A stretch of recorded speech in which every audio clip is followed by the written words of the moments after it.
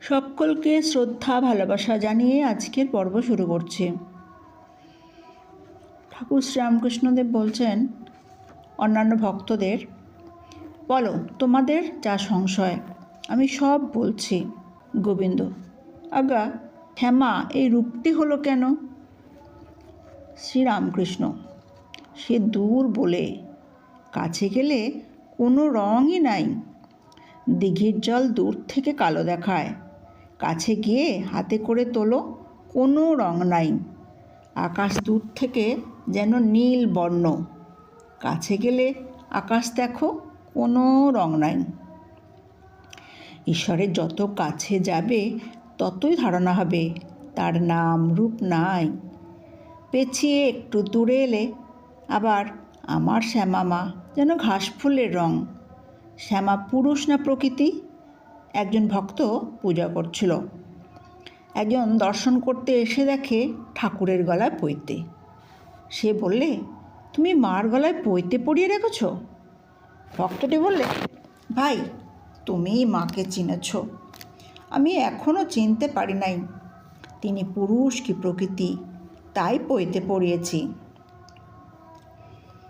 যিনি শ্যামা তিনিই ব্রহ্ম, যারই রূপ তিনিই অরূপ।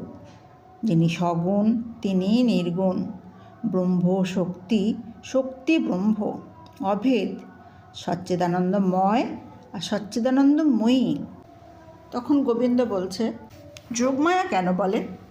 শ্রীরামকৃষ্ণ, যোগমায়া অর্থাৎ পুরুষ প্রকৃতির যোগ। যা কিছু দেখছো সবই পুরুষ প্রকৃতির যোগ। শিবকালীর মূর্তি, শিবের উপর কালী দাঁড়িয়ে আছেন, শিব সব হয়ে পড়ে আছেন, কালী শিবের দিকে চেয়ে আছেন, এ সমস্তই পুরুষ প্রকৃতির যোগ। পুরুষ নিষ্ক্রিয়, তাই শিব সব হয়ে আছেন। পুরুষের যোগে প্রকৃতি সমস্ত কাজ করছেন, সৃষ্টি স্থিতি প্রলয় করছেন। রাধাকৃষ্ণের যুগল মূর্তিরও মানে ওই যোগের জন্য বঙ্কিম ভাব। সেই যোগ দেখাবার জন্যই শ্রীকৃষ্ণের নাকে মুক্তা, শ্রীমতীর নাকে নীল পাথর। শ্রীমতীর গৌরবরণ মুক্তার ন্যায় উজ্জ্বল, শ্রীকৃষ্ণের শ্যামবর্ণ, তাই শ্রীমতীর নীল পাথর। আবার শ্রীকৃষ্ণ পীতবসন ও শ্রীমতী নীল বসন পড়েছেন। উত্তম ভক্ত কে?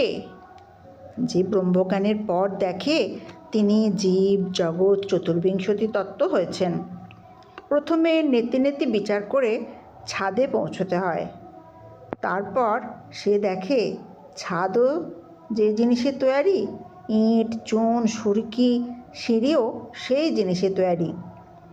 তখন দেখে ব্রহ্মই জীব জগৎ সমস্ত হয়েছেন। শুধু বিচার, থুক থুক, কাজ নাই। ঠাকুর মুখামৃত ফেলিলেন। কেন বিচার করে শুষ্ক হয়ে থাকবো? যতক্ষণ আমি তুমি আছে ততক্ষণ যেন তাঁর পাদপদ্মে শুদ্ধা ভক্তি থাকে গোবিন্দের প্রতি। কখনো বলি তুমি আমি, আমি তুমি, আবার কখনো তুমি তুমি হয়ে যায়। তখন আমি খুঁজে পাই না। শক্তিরই অবতার। একমাত্র রাম ও কৃষ্ণ চিদানন্দ সাগরের দুটি ঢেউ। অদ্বৈত জ্ঞানের পর চৈতন্য লাভ হয়।